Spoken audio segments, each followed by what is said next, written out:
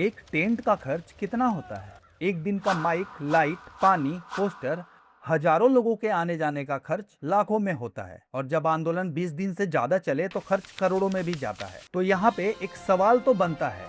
सवाल ये कि कॉकरोच जनता पार्टी जो कल तक एक मीम पेज था, उसके पास इतने बड़े संसद कूच, इतने बड़े पोस्टर, इतनी बड़ी वकीलों की फौज के लिए पैसा कहां से आ रहा है?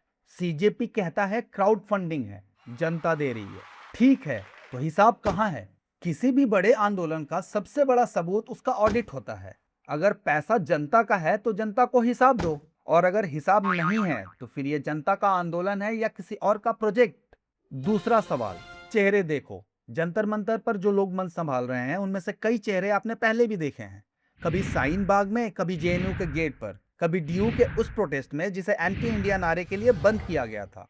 ये इत्तेफाक हो सकता है कि हर आंदोलन में वही लोग समाज सेवा करने आ जाते हैं, या फिर ये पैटर्न भी हो सकता है कि एक फिक्स नेटवर्क है जो हर मुद्दे पर भीड़ को शिफ्ट कर देता है। आज मुद्दा नीट है, कल मुद्दा कुछ और होगा, पर भीड़ वही रहेगी, नारे वही रहेंगे, और टारगेट भी वही रहेगा, सिस्टम को फेल दिखाना। और तीसरा और सबसे खतरनाक सवाल, पिछले 3 साल में आपने देखा, श्रीलंका में युवाओं ने राष्ट्रपति भवन घेर लिया, बांग्लादेश में युवाओं ने तख्ता पलट दिया, नेपाल और पाकिस्तान में भी वही स्क्रिप्ट। पहले बेरोजगारी, फिर पेपर लीक, फिर सड़क पर युवा, और फिर देश में अराजकता। क्या ये सब कॉपी पेस्ट है? क्या दुनिया में एक नई किताब लिखी गई है जिसमें लिखा है अगर किसी देश को बिना जंग के हराना है तो उसके युवाओं को सड़क पे ले आओ, उन्हें बताओ कि तुम्हारा सिस्टम सड़ चुका है? भारत में भी वही कोशिश हो रही है क्या? नीट का मुद्दा 100% असली है, पर क्या इस असली मुद्दे पर नकली इरादे वाले लोग अपनी रोटी सेक रहे हैं?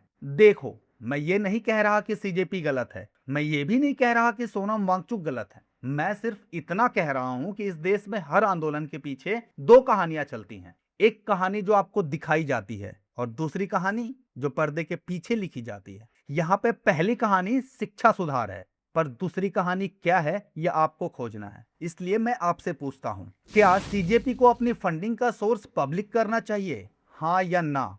दूसरा सवाल, क्या हर आंदोलन में वही पुराने चेहरे दिखना इत्तेफाक है या सोची समझी रणनीति? और तीसरा और आखिरी सवाल, क्या भारत में भी यूथ को हथियार बनाकर तख्ता पलट की स्क्रिप्ट लिखी जा रही है? कमेंट में जवाब दो, मैं हर कमेंट पढ़ूंगा और अगले वीडियो में तुम्हारे सबसे दमदार कमेंट को शामिल करूंगा।